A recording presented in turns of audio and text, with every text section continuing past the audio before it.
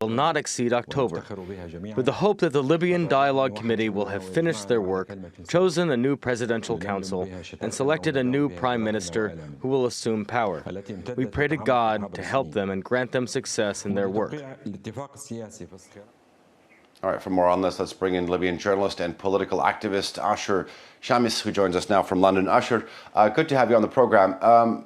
Now, despite a somewhat turning of the tide in the civil conflict, Tripoli has seen some political infighting. That's the fact of the matter. And Fayez Al-sarraj, too, has also faced pressure from a local protest movement against perhaps corruption and poor services. I mean, is this behind his announcement? I think the resignation of Sarraj is very timely. You know, he's been there for 5 years. He's a technocrat government.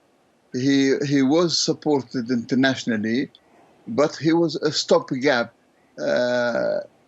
arrangement to pass over a transitory period. And it lasted for 5 years, which is not bad. But in the same time, he hasn't really shown any initiative in many ways. And if it wasn't for Turkey, he would have gone a long time ago.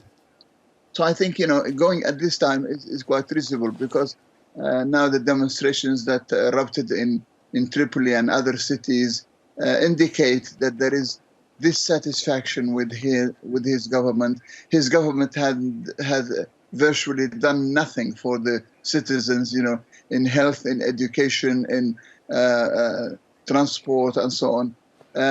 But it presented a government, you know, for Libya, but internationally, which the international world can talk with. Okay, Ashur, we'll get to relations with Turkey in just a bit, but you call him a technocrat, a stopgap. I mean, I'm wondering how this sets the stage for the talks in Geneva. The talks in Geneva will continue because there is the State Council and there's the Parliament talking, so there are other institutions involved.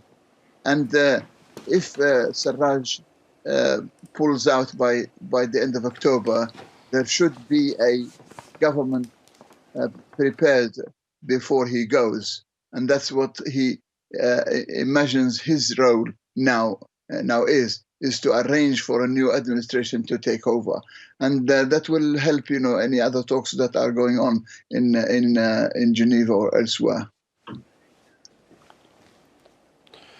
Ashur, I'm afraid we've run out of time and we're going to have to leave it there, but thank you very much for joining us.